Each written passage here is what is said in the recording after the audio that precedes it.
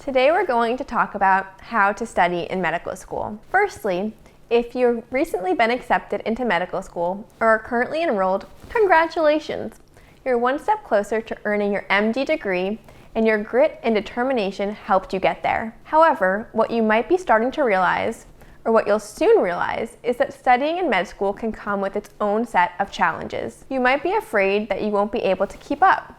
Or maybe it's been a while since you've been in school. Whatever the case, we've got you covered.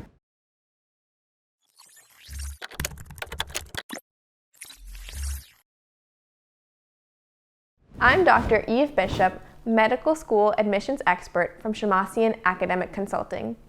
In this video, I'm going to share our list of best practices and strategies for how to study in med school. Here are 5 key strategies to help you become an effective medical school student.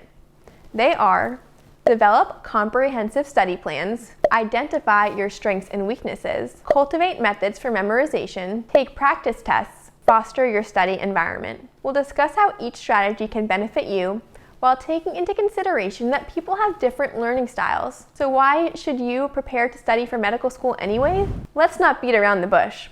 Medical school is one of the most challenging academic experiences in higher education. Med school will test your capacity to digest and retain large amounts of information. In addition to pursuing clinical, shadowing, and volunteer opportunities, your capacity to attend classes, digest large amounts of coursework, and retain information will be tested. Additionally, for most of you, this academic environment will be a new experience. Even if you did pre-med and undergrad, medical school coursework demands another level of rigor.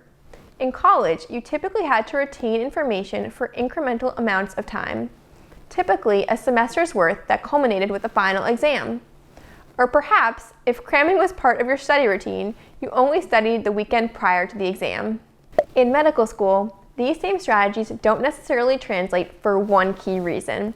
The information you learn on day 1 of med school and thereafter builds upon itself.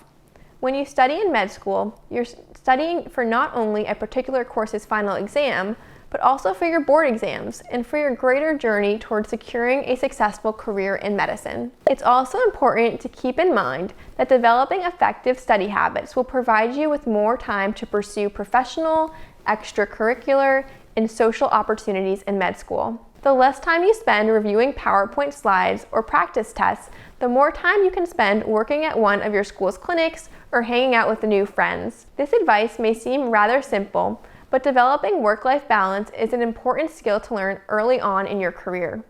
We'll talk more about this soon. In the interim, let's get to it and discuss our best practices and strategies. The first step is to develop comprehensive study plans.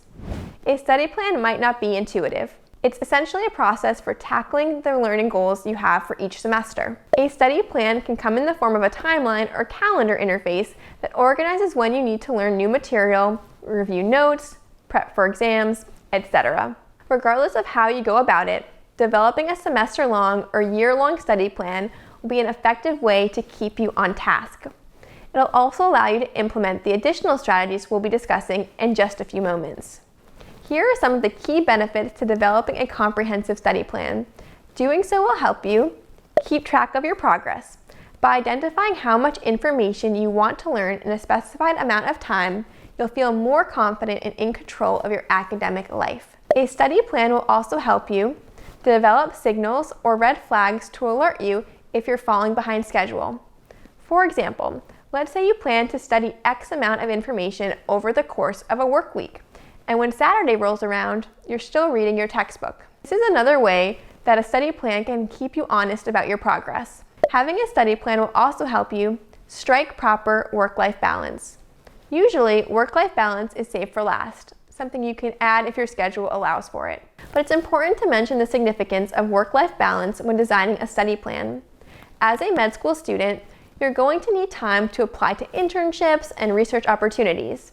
You might also want to sustain an exercise routine, hang out with friends, or make sure you're not studying over an entire holiday weekend. Having a study plan will allow you to keep track of your obligations and responsibilities. When you're learning material in medical school, it's important to identify your strengths and weaknesses. Think back to undergrad or when you were completing med school prerequisites.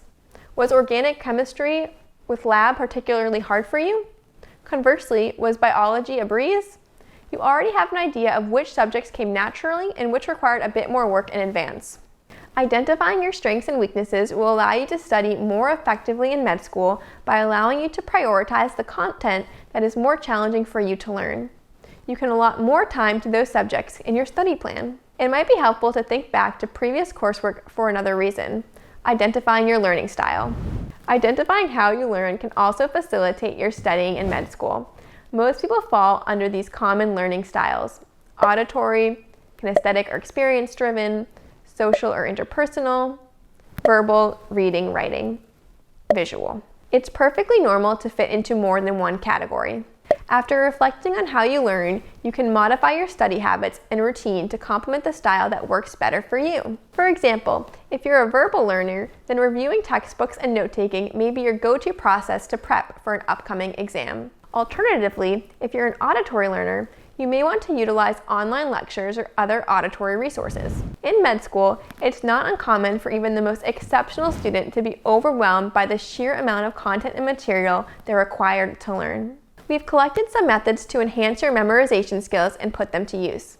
One tactic for memorization is mnemonics. Mnemonics refers to a device such as a pattern of letters, ideas, or associations that assists in remembering something. Mnemonics is a popular way that med school students memorize extensive concepts or complicated types of information. The good thing about using mnemonics is that creating different ideas and associations has already been completed for you. The internet is flooded with access to dynamic rhymes and word association techniques that cover anatomy, chemistry, etc. You don't have to build the system from the ground up. Your responsibility is to locate these materials and to figure out what works for you. In addition to mnemonics, you can also use spaced repetition as a memorization tactic in medical school. Spaced repetition refers to a learning style that's commonly adopted by medical students everywhere, typically with the help of computer software programs that mimic the use of flashcards. Essentially, a person using spaced repetition will test him or herself with flashcards. In this process, cards that test unfamiliar material will appear in the shuffle more than cards that test familiar material, thereby minimizing the space between unfamiliar and familiar information. You can easily do a small amount of online research to figure out which spaced repetition program might be right for you. When it comes to studying in med school, make sure to customize your techniques. In this way, improving your memory is similar to identifying your learning styles. Both practices build upon your awareness of how you retain material. Our next strategy is to utilize practice tests prior to exams to ensure you're on the right track. Remember, many schools and online resources publish practice exams that will test your knowledge of coursework popular in med school. This is particularly true for first year and second year classes. Additionally, getting in the habit of taking tests will prepare you for your board exams. After taking a practice test before a med school exam, make sure you evaluate your results, similar to what you did while studying for the MCATs. Practice tests can help you predict how you'll perform on future exams. You can use them to recalibrate your study habits and figure out what topics you need to focus on for an exam. You can also use practice tests as an indicator of the effectiveness of a particular study habit. Our final strategy is to foster a study environment that's positive and effective for your goals and objectives. In a figurative sense, your study environment can take on the form of a study group with your peers who are learning and moving through med school right alongside you. In your first year, you'll probably be taking the same classes, which means you'll all be on the same exam schedule. When organized properly, study groups can provide academic as well as emotional support. You should also foster a good study environment in a literal sense. Make sure you ask yourself these questions. Where do I study best? At a cubicle? At the library? At my kitchen table? Identifying the physical space or spaces where you're most productive is crucial for developing effective study habits. Chances are you might be located in an unfamiliar city or college town, so if possible, establish a physical space where you can be productive. We all know that med school can be a challenging experience, but stay focused on your main objective, which is to develop the practical knowledge base and skill set to be the best physician possible. And even though studying will be a grueling process at times, the strategies we covered today will help you remain in the driver's seat of your education. If you found this video helpful, hit the like button. And if you haven't subscribed yet, you you can do that here so you don't miss out on new videos. If you'd like to learn more about acing medical school and residency admissions, click the link in the description below for our comprehensive guides on strategies to help you maximize your admissions odds.